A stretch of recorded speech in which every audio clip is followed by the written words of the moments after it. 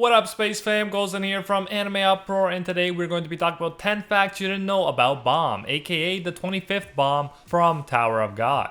If you want to see more Tower of God videos on this channel, the best thing you could do is smash that like button and share this video. If you haven't, be sure to subscribe, and this is crucial, ring that notification bell or you will miss future Tower of God videos. If you have some specific characters you'd like to see other fact videos for, leave your suggestions in the comments below. Remember that you can get early access to all of our content, including Tower of God content, through our podcast AnimeUproar audio, links in the description. Now without further ado, let's jump into it. For fact number 1, let's look at the origin of Baam. The author of Tower of God wasn't always going to be a web manhwa artist. And if you didn't know, manhwa is similar to manga, but they are created in Korea rather than Japan.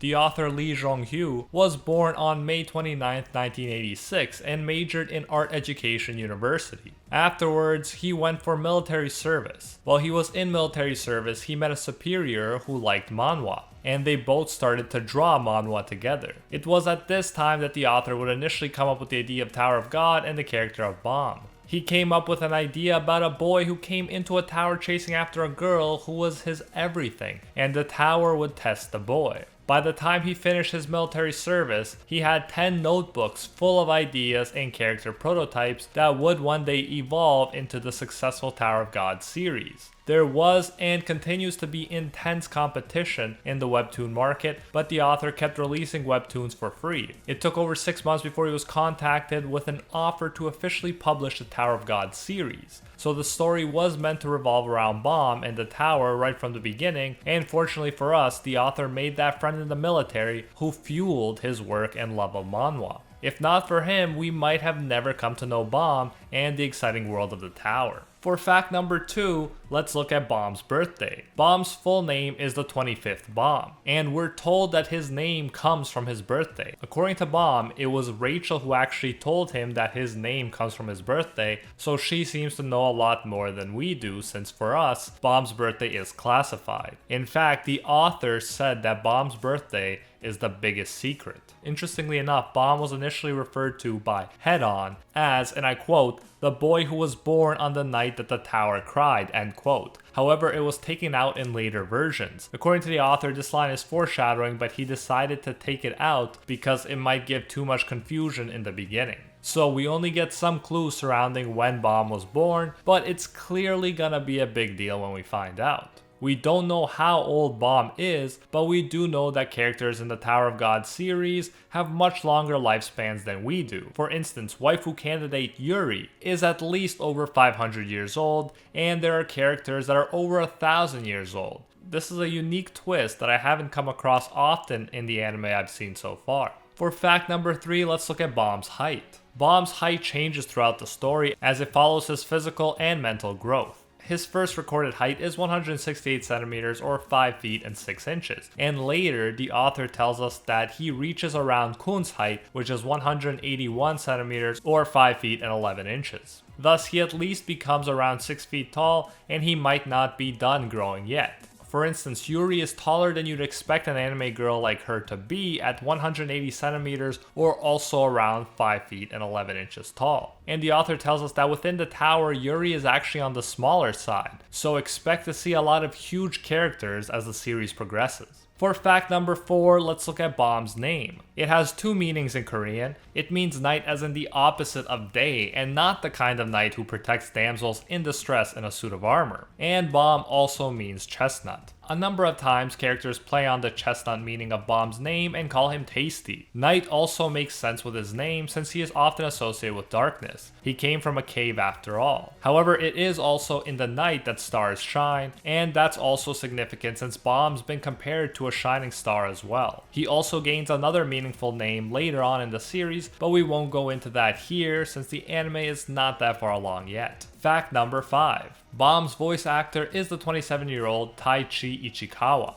from Tokyo, Japan. He's done more minor roles in epic shows like Vinland Saga and JoJo's Bizarre Adventure Golden Wind, but the protagonist of Tower of God is definitely one of his bigger roles. He's made appearances in many anime so far, and I'm sure that we'll see more of this young up-and-coming voice actor in the following years. And according to BehindTheVoiceActors.com, it appears that the English dub is going to be done by the veteran voice actor Johnny Young Bosch. He's voiced many iconic anime characters, including Lelouch from Code Geass and Ichigo from Bleach. For my fellow Demon Slayer fans out there, he also voiced the hilariously antisocial water pillar Gyu. For fact number 6, let's talk about how Tower of God was based on the shonen genre and how Baam compares and contrasts with the conventional shonen hero. Shonen is the most popular demographic for manga. Shonen manga are primarily targeted at males between the ages of 12 and 18. The author of Tower of God has said that just as with other shonen protagonists, Baam will undergo internal and external growth. He will realize his powers and advance farther as he climbs the Tower of God. But the author explains, unlike in shonen, Baam will not push his justice or friendship on others. Baam's evolving powers won't be used for something like that. Thus, the author says that the Tower of God's story and philosophy will be somewhere between shonen and seinen. Seinen is primarily intended for an older demographic, men from their 20s to 50s. Just think about the manga Berserk and how you don't expect to see Guts going out of his way to be friends with people. Although powerful, Baam is more withdrawn, quiet, and unsure of himself and his beliefs when compared to the average shonen protagonist. For fact number 7, let's talk about Baam and his connection to Jihad, the king of the tower. Jihad is the figure that looms over the story even if we don't see him much. We know that he has beautiful princesses associated with him that can kick butt and that he's probably the most powerful, but he's still surrounded in mystery.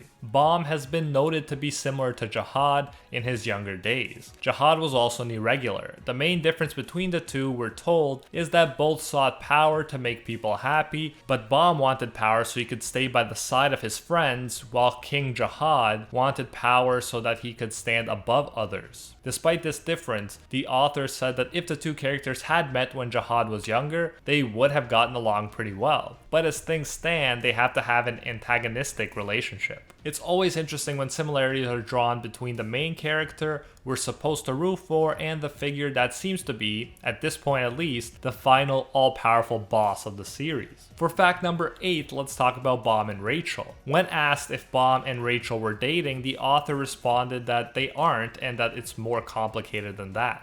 According to the author, Rachel is not Baam's love interest, but a female protagonist. And even though Baam seems like a simp now, we're told that he'll be a heartbreaker and make a lot of women cry before the series is over. Fact number 9. Baam has had multiple hairstyles throughout the series, from shorter hair to longer hair that covers his eyes. Fans asked if Baam would grow his hair long again in the future, and the author asked Baam, kind of how Oda asks his One Piece characters questions and lets them respond in his own question corner in the One Piece manga volumes. Baam responded that the long hair is inconvenient, so it looks like it'll remain shorter for the most part. The author added that when he draws both Kun's hair and Baam's hair, he feels like giving them a haircut, but he knows that for Rock, there isn't really anything to cut. Fact number 10, as usual, will be a lightning round of sorts. I guess we can dub it the Shinsu round in this case since we're dealing with Tower of God. I'll list as many facts about Baam as I can in a relatively short period of time. 3, 2, 1, let's jam.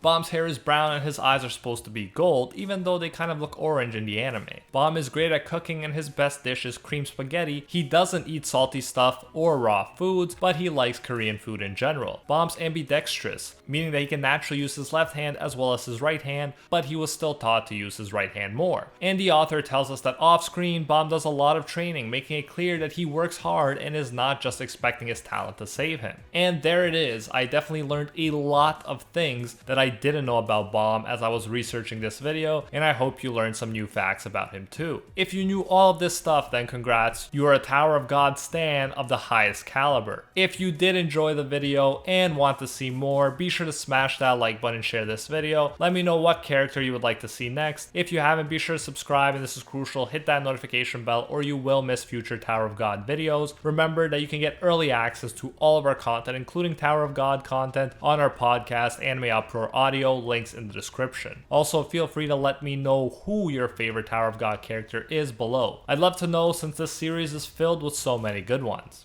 Lastly, the YouTube ad rates have significantly dropped recently, so the help and support we're getting from our Anime Uproar patrons is now more important than ever. A very special thank you goes out to our patrons over on Patreon who help us survive these YouTube issues and who help make videos like this one possible. First and foremost, I want to thank the legend acknowledged by Lord Twigo himself, Efren A, and the 1-tier patrons, the ones who stand atop all clans, Steven Ingrata, Alola Anatem, The World, Steelers, Acquire Respect, Pate Hefa, Jonathan King, Desi D, Brandon Aviles, Papa Smurf, The School Bus, Emperor Otaku, and Richie Martinez. And our Pro Hero tier patrons, the one and only Gilgamesh, Nothing But a Fan, Jason Wilson, King Zeldris, Anatoly Kazatsky, Angel Cruz, iSparky65, Cricket XP, Ted No Ted, Joe Stanton, Barry Gucci, Alicia Actor, Animal69, Jessica Kayla Fawn, Hinokami and Water, Bonnie Park, Zodiar12, Rathuin, Daora, Tien Huang, Mitch Loves Anime, Cynical, Kraken, and JCC Waka. Thank you all so much. If you enjoy our work, you can support more of it by going over to patreon.com/AnimeUproar and becoming a patron today for as little as $1. If you do so, you'll get your name featured in future videos alongside these amazing people right here, and you'll even get access to our private patron-only Discord, where we talk about anime life and, of course, dank memes. So check out patreon.com/AnimeUproar, link in the description if you're interested. You can also now join the YouTube channel and support more content that way if you prefer. Whichever way you choose to support us, you can get the same great benefits. Thanks again, and until next time, see ya, Space Cowboys.